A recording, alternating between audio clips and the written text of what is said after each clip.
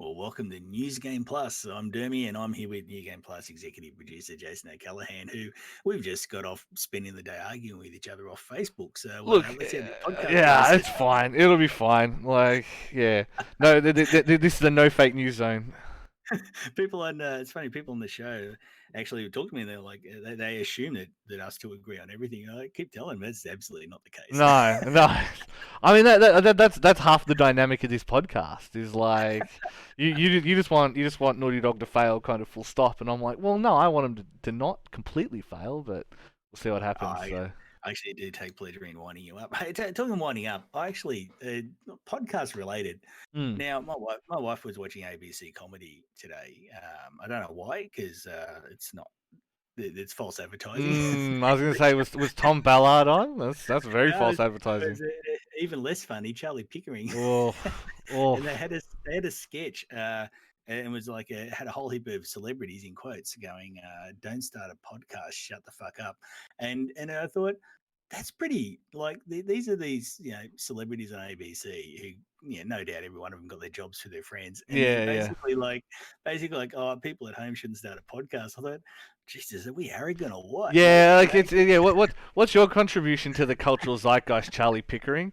What have you ever done that's worthwhile? Oh, you're on the project.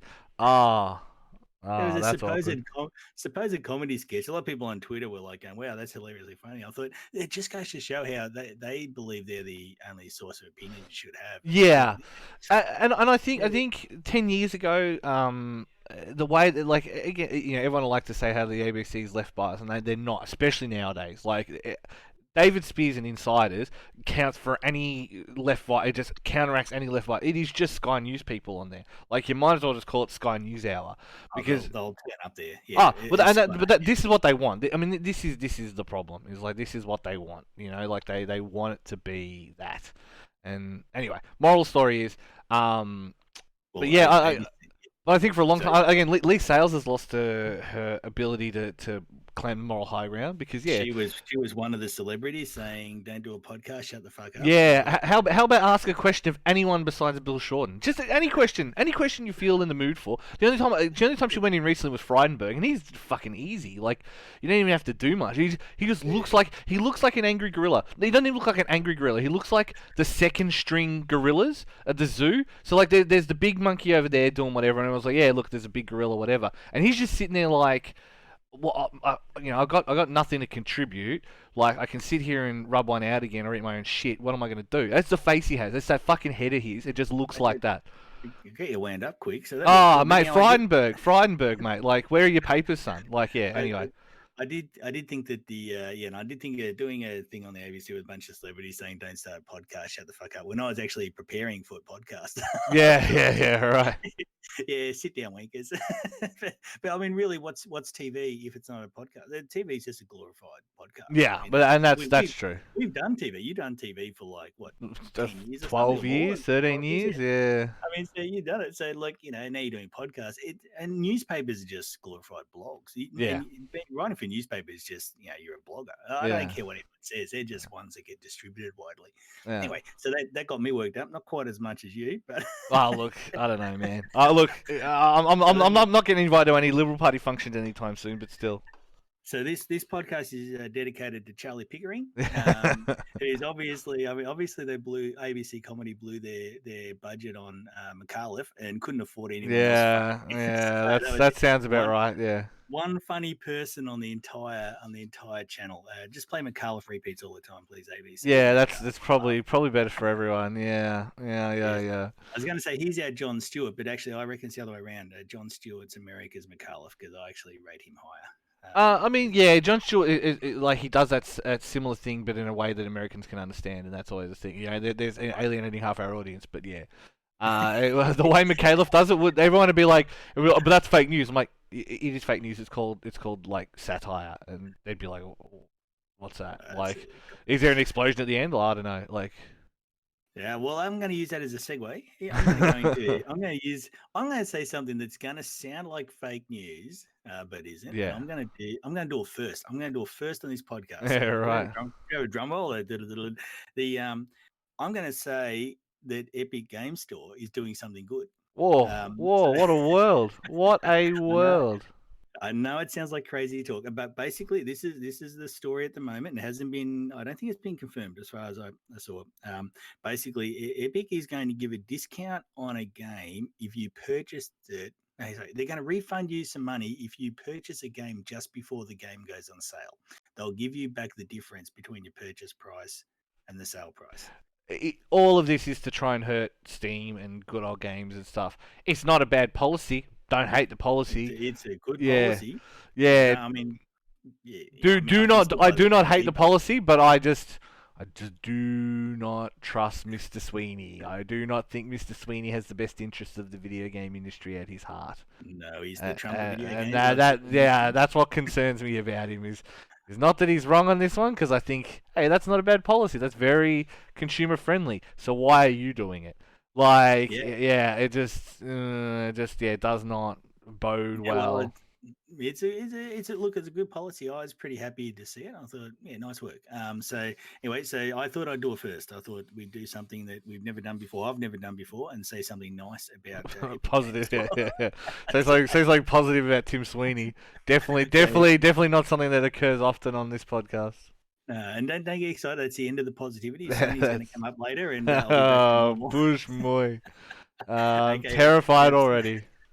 sticking on the subject of China, but at the moment, Ubisoft is suing Apple and Google over a Rainbow Six Siege clone called Area F2. According to Ubisoft's, what they've said to court, whatever you call it, virtually every aspect of Area F2 is copied from Rainbow Six Siege, from operator selection screens to final score screens and everything in between. So, and now I saw this on Survivor, and Survivor said he'd had a look and is basically the same game. So, Nice. That's yeah, that's something, all right. Look, I mean, this is not the first time it's happened. There was obviously the bigger one was, I can't remember what the actual game was, and it was just a 1-to-1 clone. Like, they weren't even trying to hide it. It's a common thing, and this is what the China and Russia don't acknowledge American copyright. It's as simple as that, and so that's why every torrent site basically runs out of Russia, because they yeah, don't care. They don't acknowledge it. Fine, like, ideologically, I can't pretend that I feel bad for Disney that Mandalorian shows up in Russian. Um, but Baby Yoda, but it's one of those different things. It's one of those different things for cheeky me with. nuggies. Oh my god! I hear your ovaries exploding as you're saying it. my ovaries. Yeah. But I don't know. It's just real. It's just like it's hard to feel sorry for EA. Like it's hard to feel sorry for Activision. In this one, though, I don't know. I think Rainbow Six is one of the very few times that the community won. Ubisoft kind of sent Rainbow Six Siege out to die, and then they fixed it over the 2 years by listening to feedback, by being actually really proactive with the community. So I kind of want to see it succeed, even if I'm no good at the game, even if I don't play it.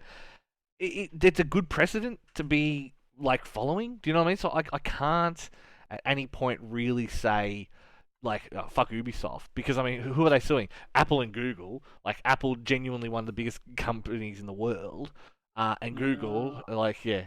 I mean, Microsoft is still, Alibaba, Microsoft, Alibaba's a big company. Amazon are your big three. Like, they're realistically your big three in the world. Yeah. That's not Vladimir Putin. So, like, Okay. yeah. Well, I'll get to look. I'll tell a story because I like stories. I like stories. Yeah. I actually did some concept work for a company that wanted to get into new real estate. Yeah. Set up a new real estate website, and we actually approached an overseas developer at one point to do some stuff, and they actually offered to us that they would rewrite from scratch realestate.com.au for 8,000 Australian dollars. Jesus right? Christ. And that's nothing. That's nothing. I know. And they said, this is what they offered us. And they said that they would do the whole lot, everything. Everything would be exactly the same, but it would be rewritten code.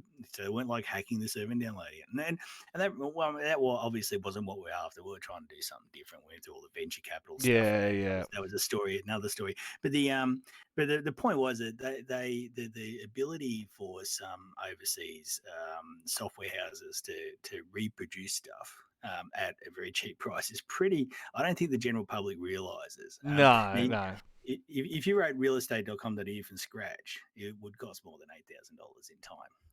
Yeah, absolutely. I mean, absolutely. Like, yeah, I mean, $8,000 is nothing It in the was grand scale. $8,000, yeah, Like, Australian dollars, our yeah, our merch roughly costs that. Do you know what I mean? Like, that's nothing in the grand scale. Though to be fair, we got a lot of merch for the money, but like, You run your own site, hashtag shop.newgame.com. njpmerch.com. Yeah, shop.newgame. Yeah. Anyway, Yeah. but like, that's crazy. That's nothing in the grand scheme of things. That's nothing. Yeah, Like, so look, copying when you get to some countries, they're just for different scales of pay and everything. Copying, yeah. and then you've got we're a little bit racist to assume there's not talented programmers everywhere because programming is a skill. Like Of course not. And I mean, believe it or not. especially when it's us Yeah, sending, like what's what I'm thinking of. Yeah, we bring them to Australia. We train them at these universities that we've spent years building up, and then we send them back to their own country. So of course they're going to take the skill set that we've taught them, put it to good and use. Like, look. Honestly, I'm in the IT industry. I've been forever, and I watch it happen. But why shouldn't they? I mean, that's not their fault. oh, That's they're you don't playing blame by the rules. exactly. You don't blame the bloke. Like, why would you blame the other poor bloke? Like, it's pretty obviously like the guy with like the bankrolling at the top who wanted to cut everyone out. Blame him. Like, that's the head you want to go after. That's why I've never understood. Like, as much as I don't agree with 457 visas, and this goes back to that thing.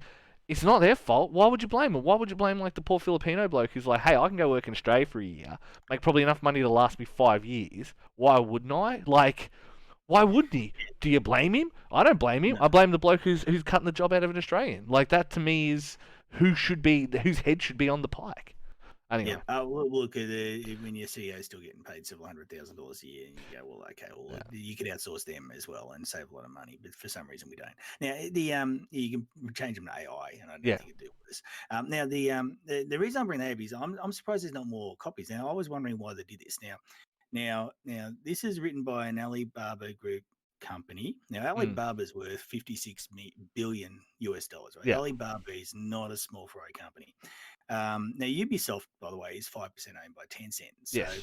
what I was wondering is why did Ubisoft sue Apple and Google and not Alibaba? Yeah.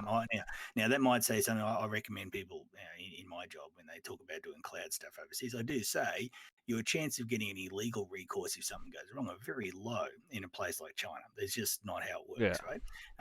So what I'm wondering is if they're trying to set up a precedent. So now that's why I brought up the realestate.com.au thing. Is you can the ability to copy is just now we think of it in hardware and electrical devices, but in software it's just as easy for some areas. Yeah.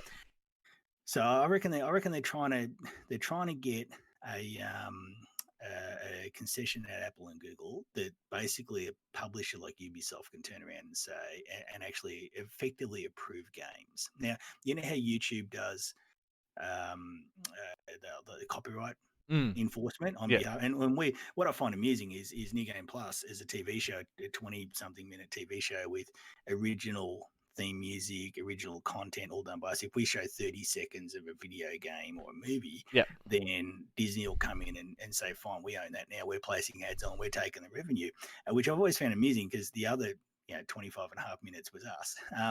Now, what I reckon is Ubisoft, this might be part of a large thing. Now, I reckon Ubisoft is angling to create that sort of system on the app stores.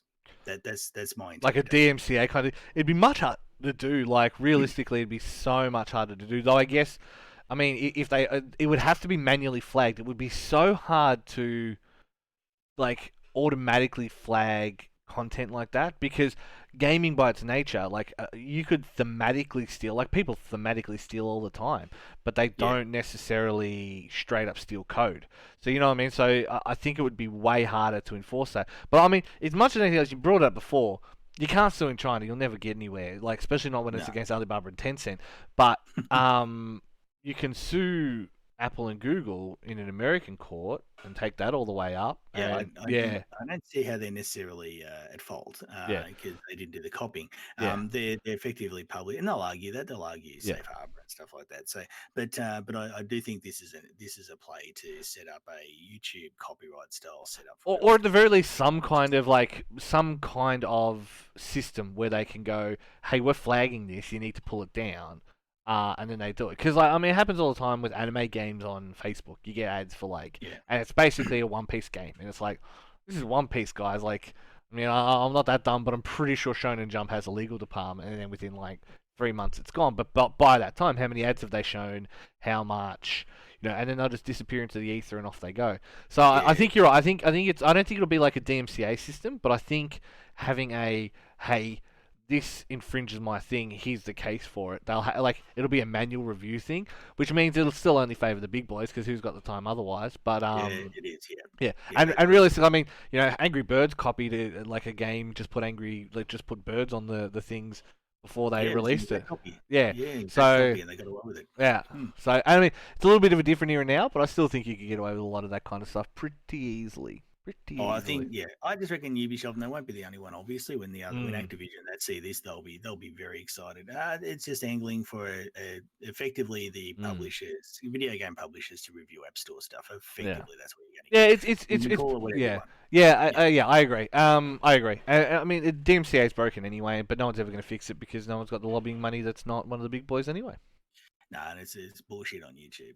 Yeah. So I just still can't believe that our show can get copyright striked for Yeah. 30 seconds out of an original show. It's all anyway. Okay, cool. Yeah, because I did find it interesting that they weren't suing the maker of the game or the Alibaba, Yeah. that'd be the Chinese government suing itself. Yeah. But anyway, on a similar thing there. Now Tencent picked up apparently the domains for System Shock 3 and 4. Now, 4's not out yet, is it? Is 3 out? It's 3. Yeah, well, it's basically I think the studio that does that now is Warren Spector. Who's now Yeah. owns it. And to One of be my fair, the only people who will touch him now is thing. That's all I'll say. I will not go into any further detail because Oh, really? I like my things where they are. Don't get me wrong, I love Warren Spector. I'm a big fan of his games and stuff like that. But multiple people I've heard have just said they I don't enjoy working with him. I met him once, and I did ask him. I said, "What's your thoughts on the new Deus Ex games?" Yeah. At the time, it was just Human Revolution. It's a few years ago, and he actually said he excuse me, he liked it, and he was actually curious to see how they joined the games together Mm. because Deus Ex took place after, obviously, Yeah. the Adam Jensen series. Yeah, Adam Who's Jensen one was like the one? a well and truly a prequel. It was like 20 years or something, wasn't it? Yeah, so he was curious of that, and I thought that's interesting. Anyway, we talked about that. Anyway, Yeah. so I found him pretty nice. But anyway, so System Shock 24. Now, the reason I'm bringing that up is now that's owned by Tencent. Tencent's, I don't know if people realize how much of the video game industry Tencent Yeah. owns, but I did see some attached stats to that. So Tencent owns obviously 100% of Riot Games. Yes. They own 40% of Epic Games. And Yes. that's Unreal Engine, isn't it? Yes. So by extension, there, if they own 40% of Unreal Engine, they own 40% of a ton of games. Yeah. Because I think the developers pay a lot. Depends on yeah, so it's two ways. So there's an Unreal license fee for under a certain amount, and it's basically you don't pay it until you say your 10,000th game, and then from that point onwards you give them, I want to say it's 20%, it's something like that. You give them 20% of anything you make from that point onwards. That's not a bad deal. You're an indie dev starting out. You don't want to use Unity because Unity does kind of suck. It's not bad, and that's why you're seeing suddenly a lot more Unreal games because Unity was that. If you wanted to do a game on the cheap, blah blah blah, blah you used Unity because you paid once for like $500, and then you could use it for whatever, and then you paid for your output devices, and even then you could get someone else to do it for you. You just send them all the game files. They can output this to Switch for me. So there were ways and means around it. With Unreal, they had to bridge that gap because obviously they still had the bad taste of, as much as people want to pick on Dyack, right? He was he went in on him pretty hard. Was it Dyack? What was his name? Guy from Silicon Knights. Yeah, Dennis I, Dyack. I don't know this one, but Yeah, the guy from Silicon Knights sued Epic from Unreal 3 days for Too Human. Yeah, because he reckons they didn't come with support or documentation or anything like that. So there's still a bad taste in people's mouths about that. Plus Unreal 3, especially, I mean, and we're into Unreal 4 now. So Unreal 3 was very much known for being brown. I mean, that was the joke about Gears of War. It's brown. If you want a brown game, you use Unreal Engine. Then Arc System Works come out. They make Guilty Gear in Unreal. Looks fantastic. Looks just fucking amazing. Makes you realize there's more to it. Suda51 starts doing games that aren't straight. Like the Japanese finally discover Unreal. Suddenly they're doing interesting things with the art and making it interesting. Unreal 4 comes out. They're pushing Unreal 4. They spend a lot of time making it happen. Blah blah blah. Add on top of that now that they're pushing Unreal 5 and Tim Sweeney's making promises about it. Like, yeah, like it's that thing of you can buy that license once, but I wonder, like, it'd be interesting. You would hope that it wouldn't be in there, but you just never trust that there's not a thing of there's certain things you can't say on there. Because I don't even trust end user license agreements for standard games. I won't accept them. Like, will you let us use your data? No, I won't. It's fine unless I want to play the game online. I just won't accept it. And it'll still let you play the game. You just can't. You just like don't get access to certain features, which is fine with me. I don't want aggregated ads and stuff on my thing. I'd rather you not know what I'm up to. I'd rather the ads were accurate. It'd be one change. They reckon they got AI systems. Yeah, look, the only ones I get at the moment are houses because I'm mid-30s and yeah, because that's not AI. Yeah, that's AI. Yeah. I've spoken about AI before on this podcast. Yeah. That's just algorithm. Yeah. But like, it's definitely not just them because I know they've got a stake in Sony, or Sony work with them. Like, got a stake in something else with them together. Like, there's a few weird ones. Okay, is Sony Funcom? Yep. Okay, Tencent owns 29%, I think, of Funcom. Right. Is it? Which is a fair whack. Yeah. Well. Yeah. And that's why Funcom does the anime stuff, don't they? And that's why people. No. That's Funimation. Oh, okay, sorry. Funcom's Conan. That's Conan Exiles. My mistake. Yeah. So then 5% of Activision Blizzard and 5% of Ubisoft. Interesting, you said there that was a Diak was complaining that they didn't provide support and documentation. That's, as a programmer, you've got to be ready for that. Yeah. And the documentation you get normally is wrong. And people go, we go on Stack Overflow, and you go, well, Stack Overflow is full of idiots repeating wrong answers. And you go on GitHub, and GitHub's what's it called? What's the Instagram? It's Instagram for programmers who want to be famous but aren't very talented. A GitHub, yeah, GitHub, yeah. Big hello to the software development community. Yeah. There you go. But yeah, so anyway, Tencent owns a lot of everybody.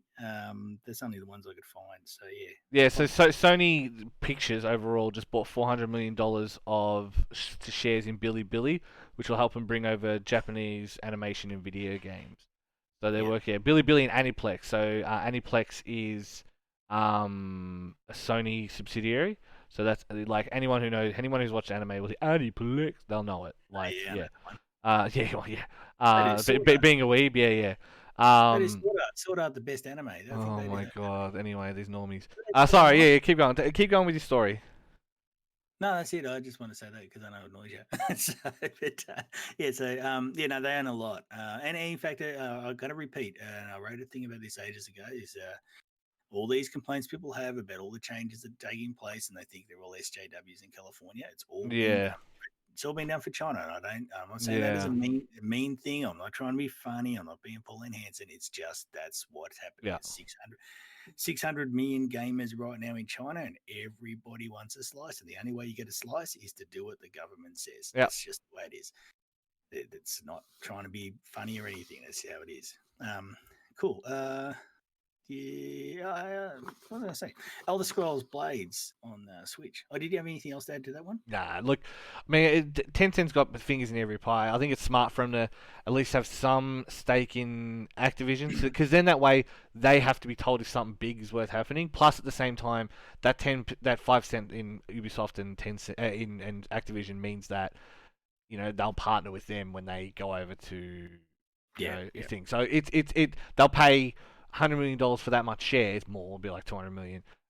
But realistically, it guarantees them X amount of business going into China. So it just makes sense from that point of view. I mean, like you say, again, Sony are the biggest one, the biggest capitulators on that front anyway. We've known that for a while. Yeah, well, I mean, that having those shares with Tencent is basically like what Rupert tried to do by marrying Wendy Ding. Yeah, pretty much. So let's see. Now, where was I? Okay, Elder Scrolls. Now, there was. I'm not really remotely interested in Elder Scrolls Blades on the Switch, I got to say, but I will say there's a good trend here, and I hope it continues. And I know it's easy here. Progress on the mobile phone version of Elder Scrolls Blades, so you know it's already a shit game. So is actually synced to your Switch. There's cross-play between mobile phones and Switch. Now, I know the Switch is a mobile phone. if anyone hasn't worked that out yet, just have a close look at it. It's a mobile phone with things on the side. But I do think it's this sort of more and more syncing progress in games between platforms, even if it's just mobile and Switch, and crossplay between just has to be a thing. And I'm just glad to see it's on a big name game that it's come on, because then people will expect it more. Yeah. Yep. All reasonable. Yeah. Halo Infinite Xbox Series X reveal is coming in July. No surprise. I mean, everyone's like, oh, I wonder what, we're going to do a showcase. I wonder when it'll be. It's all going to be in the same weekend as E3 because it would have been part of the content plan. There's no point. All they'll do is adapt the content plan to be more online focused. All the money they save from not showing at E3, they'll happily put into promotion. Yeah. There used to be a remember P4R Gaming? It was one of the funniest sites on there. P4R was gaming satire done correctly. Are you sure it was satire? It was a good I site. mean that's what good satire is. So yeah. It was the best gaming comedy site since UK Resistance, but it's basically they used to joke that Microsoft was going to rename the Xbox One as the Titanfall box.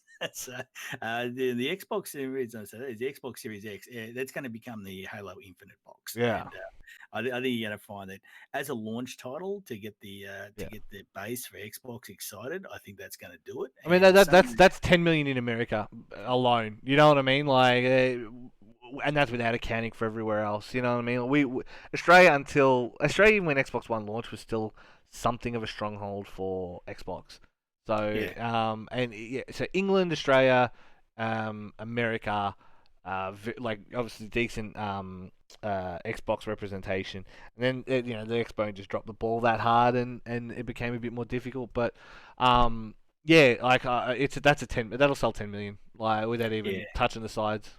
It'll sell like a Switch game. It's like Animal Crossing. But and some of the videos look spectacular. So they're going to use that to push the Series X. It's going to be the Halo Infinite box. I got to be honest. I'll declare my bias there. I'm a big Halo fan. I've played through split screen in all games except 5 with my son, and we're both pretty keen to get our hands on Halo. Yeah. Look, I mean, the main thing is as long as they get rid of split screen, which is what they did for 5, and that's what made 5 so bad. Look, I think they've learned their lessons from 5. They made a lot of bad calls in 5. I think they've learned their lesson, and hopefully Infinite is good, because I still do enjoy the Halos, but I don't know. I think the series still peaked at Reach, and we're all just kind of playing for scraps now. Reach-wise, played through it again recently with the boy, and Reach really was something else. Now the so Halo Infinite, that basically I reckon you're going to see for the rest of the year, because Xbox Series X is launching at the end of the year. Yeah. I mean, you're just going to see more and more Halo. Well, again, we still don't know. We know they're both targeting Christmas, but as discussed, I reckon Microsoft have been ahead of the game. They've already been pumping out units. They've already been getting them ready. I reckon they might have obviously some issues. They're all going to have issues launching in the COVID year, but I think Sony have left it too late. I reckon. I mean, I think we're going to see a very strained Christmas release for PS5. I'm just not convinced. You'll be the only place to buy a PS5 will be on eBay, and it'll cost you $3,000. Correct. Correct. That's the only place. Not even a joke. Whereas I think Xbox, I think they'll start because Series X is the overall thing. There's rumors there's like 3 different models in there. Wouldn't be surprised if they announced that in that July or June showcase. Cool. At all. Like that's the rumor, and it's from pretty good sources. Like they send people on Twitter, like Daniel Ahmad and Mokazuchi and all these people. When they comment on a leak, it's confirmed. As far as I'm concerned, that is as good as confirmed. Their reputation is too strong to waste their time with anything that's not, at the very least, likely. You know what I mean? Like, at the very least, something that they've either heard or heard well enough to go, there's something to this. And again, I still rest my hat on calling the Switch one that Jack hates my guts for. So, I believe what I believe, and I definitely believe those ones. So you shouldn't have said that. You should have just said it was all you. Yeah. The magic of podcasting. Hey, so anyway, look, Halo Infinite box, I reckon it's gonna be massive. You know what? I reckon it's gonna be like if Valve had launched Half-Life 3 with the Steam box, it would have been successful. I mean, Yeah. when you got a franchise like that hasn't been around for a while, I reckon the market will be ready Yeah. for Well, this. again, five disappointed a lot of even the faithful. So Yeah, it wasn't fun. yeah. It wasn't much fun. It was just something about it. It just didn't feel like it didn't feel like The story was staggered. The way they brought Locke in, I mean, Locke is the worst character. He's a bland character in the world of Halo. How do you outbland Master Chief? I don't know. yeah. But like, yeah. So, anyway. All right, cool. Now I'll do some more Xbox and Sony news. So get ready, PlayStation fanboys. You're not going to like this one. The Xbox Game Pass has 5 times as many subscribers as PlayStation now. Now we're talking 10 million Xbox Game Pass subscribers right now, and 2.2 million on PlayStation now. Now those numbers are wide apart, and I know you're going to say, well, but some people bought the $1. I bought the $1 thing so I don't have to pay for Game Pass until 2022, May 2022. Can't remember. Yeah, I did wrong, and I just got 3 months on it. So I'm yeah. Should have listened to somebody who worked at a video game show. But I know, right? we should do a blog about it, just like an article on the site to tell people. Anyway, the reason I say that, and I know, look, there's going to be some people getting it for $1 and all that. I don't think all will. Now, both those things I think average US about $9.99 a month, so $10 a month. If you take it on those numbers, just why this matters. So 10 million Xbox Game Pass subscribers, $10 a month, $100 million a month, $1.2 billion a year. Now, obviously, some people got the offer and it might drop off. They got it for $1. Yeah. You're still not going to go much under $1 billion, I reckon. Yeah. Per year, just coming in from Game Pass. Now, that's going to cover a lot of costs. It's going to cover, and Microsoft run their own servers and that, so they're not paying anybody else. Like Disney Plus is paying Amazon for their servers. So Microsoft have their own setup. Compared to PSN or PlayStation Now, sorry, same thing. You're looking $22 million per month, $264 million a year. 0.264 billion. So you compare it, like basically, Microsoft's making an extra $1 billion a year out of their subscription service to Sony, and that is a lot of money, and that means that they have a lot of money spare to do a price war with Sony when the time comes. Yeah. And the big thing to take away from it, right, is if you have, let's say you have Xbox Game Pass Ultimate, right? So you get it on PC, you get it on Xbox, you get your gold bundled into it, right? And it goes from, so it's what, $15 a month, I think, US. So it's $15 a month US. Add all that up. So what? So 60 per 4 months, times that by 3 is 180. So it triples in price from just having gold. But realistically, it's still only 18, like over the course of 12 months. $15 a month isn't much for what you're getting inside of it. All the games like included with it. Same on PC. Like, it's just, I don't know, man. PlayStation Now expects you to like, isn't that the one where you have to like play off their servers? So like, there's the inherent delay of all that shit to go with it. I don't know, but Sony won't have their own server infrastructure for this, so they are going to be somebody else's. I don't know who. Like I said, Disney Plus is using Amazon's, which puts them in an interesting situation if Amazon ever decide that they're competing too much with Prime. So you don't want to be in that situation. Microsoft have their own. They've got an established infrastructure there that's set up for business purposes and other things. I mean, I just can't see how. We keep saying it, and people keep laughing at me and giving me laugh cry emojis anytime I write it. I cannot see how Sony can last out this next generation. I just can't see it. There's just so many bad calls at the moment. Like, it's just so many bad calls, and like I'm just, I just had a look then to double check the prices to make sure I was getting them right. PlayStation now costs what Xbox Game Pass does, right? Game Pass always had the stronger value offering to begin with. Like, the idea of Netflix for games is great. It was always something that needed to happen, and Microsoft are the ones who did it. I mean, to be fair, Humble Bundle did it first. Like, they did the subscription first, I'm pretty sure. So it wasn't, but Microsoft had the infrastructure, they had everything ready to go. They just said, cool, flick a switch, here's this bunch of games. Like you say, you do the math on it, it turns into some ridiculous amount of money. So let's say you go, okay, some, like Children of Mortar. Have you played Children of Mortar? Play it. It's such a good co-op game. If you want to play games with the boy, it's fodder. It's perfect fodder. Okay. You got that, and the expansion as part of it came out on launch on Game Pass. So let's say they said, cool, so you can sell it on all the other platforms, we don't care, right? You buy it from us, they would have just said to them, here you go, we have just bought 1 million copies off you. Like, we've just bought, we got 10 million, thing. So we'll go, cool, here's $10 million, $1 per subscriber per month, right? For this game to be on our pass indefinitely, right? That's $10 million up front. You don't say no to $10 million up front, especially when you're an indie dev of like 15 developers. That's big money. That's payout day. So, and it's been interesting to see then all the Microsoft games going as well. I don't know. I'm with you. I just don't see. I just see Sony in such a nosedive. I don't see how they get out of it. They've got to come out with something so revolutionary. They've got to come out with like PlayStation Plus 2.0. They need fast hard drive with no load times. That's going to do it. No, better than your PCs. Oh, you'll never play PC gaming again. Yeah. Or in little asterisks for 3 months. Yeah, for 3 months until they upgrade it. I think we are looking at the last days of Sony. I've been calling it for a while. You can laugh, cry emoji all you want. I don't give a shit. I'll replay it back to everybody when it happens. Yeah. I've lived through Sega. Well, they got rid of Commodore. They got rid of their best minds. As soon as House and Layton walked out that door, problems, because they brought all the film gronks in. What's his name? Is it Jim Kelly? What's the head of Sony? SCE head. I think it's Jim Kelly or something like that. Jim. I'm sure Jim's listening. Are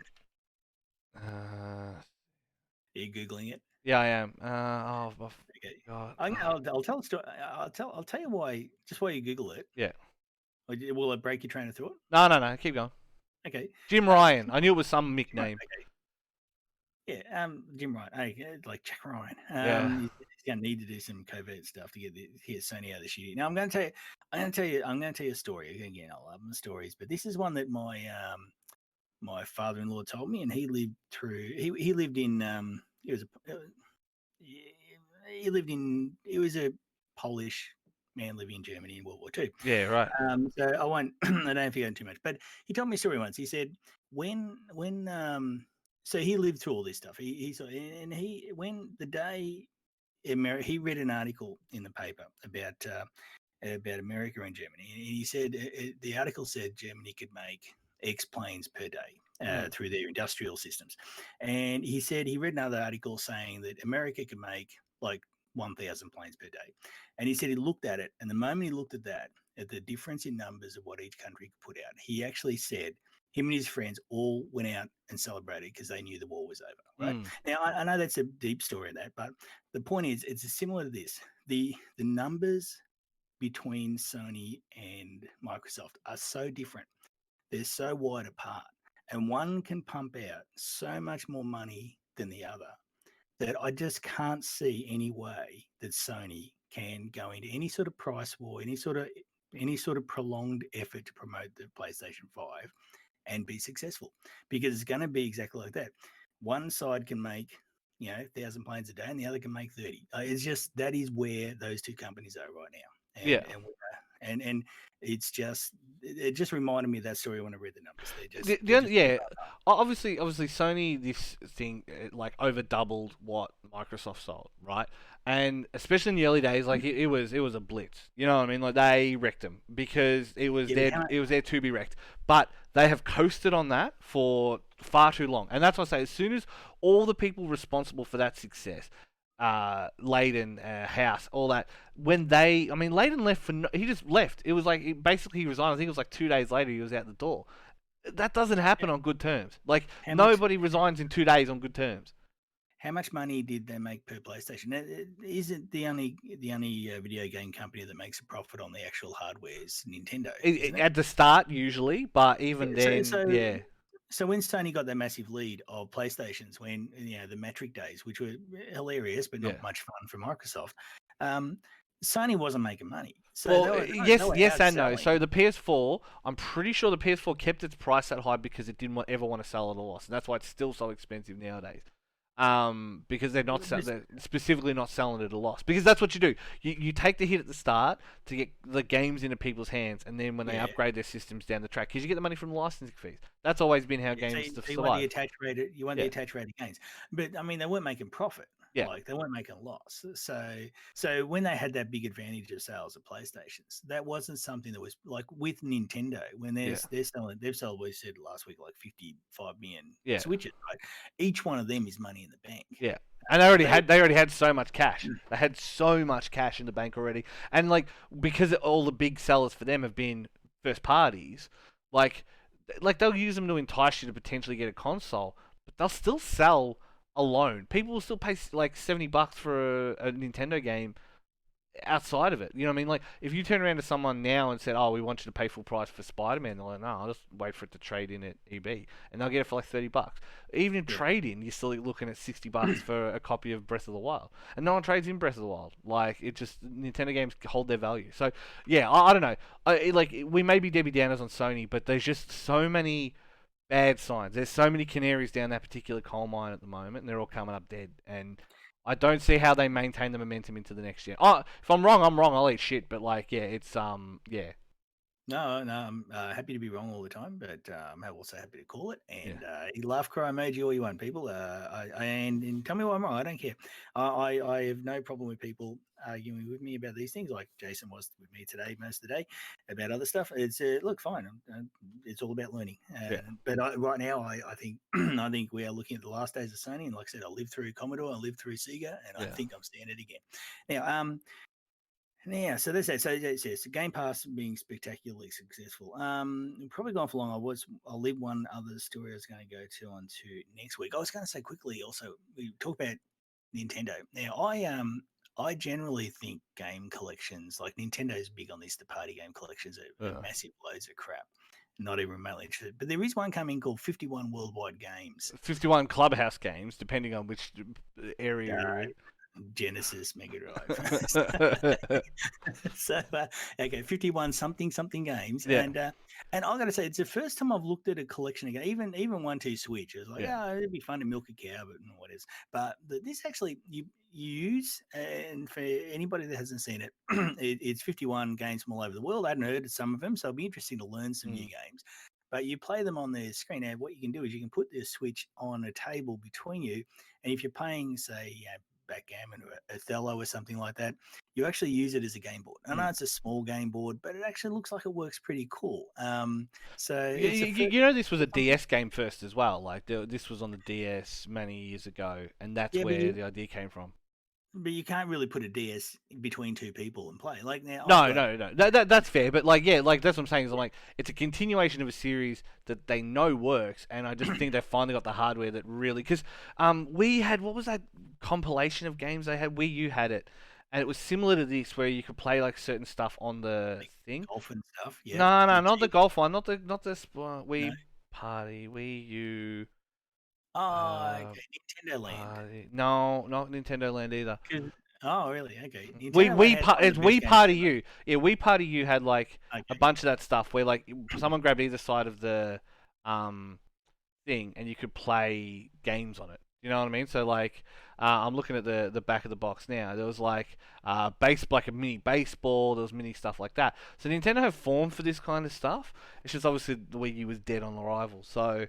So Nintendo Land had one of the best games ever, which was that game where you're chasing a ghost around a mansion. Yeah. The Luigi's Mansion plugin was good. I 100% agree. I think I'm keen for it too because I used to have the one on DS many years ago. And because it's great fodder for that kind of stuff, and plus. When Nintendo makes that kind of thing, you really can't go wrong with it. So yeah, they do well. And some for me as a father with two kids, I know the kids are a bit old now, but I can still. I mean, if they whack out like the Switch, put it down. You're gonna have to obviously put something under it because you got the little notches on the corners. And yeah, you can actually play. Just leave There's it in the pretty cool cases. You know, the specially made cases that have the notches in the back. That would be Oh my yeah, suggestion. just hold it up. Yeah, and, Yeah. and basically, to me, it looks ideal. It looks really like a cool idea. I'm not normally interested in those ones, but there's 51 Mm. something games. It's the first one that's got me interested in a very Yeah. long time. Yeah, no, Um, like it could, like, again, the Clubhouse games on DS was one of those classic games that you just thought, you looked at the cover, and thought, it's actually Nintendo. Like, it's like, got the Nintendo seal and stuff on it. You're like, what? And then you played it. You're like, oh, so they're just taking the classics and doing it. And there's always going to be room for that stuff. Like, I did a bunch of streams, games on stream last night, which is a bunch of random, like, weird ass Japanese stuff. And the other games that they make are Spider Solitaire, Sudoku, all that kind of stuff. Mums are always going to play this shit. And they're easy games to make. They're easy games to code. You know what I mean? Like, it's money spinners. Like, yeah, it's yeah.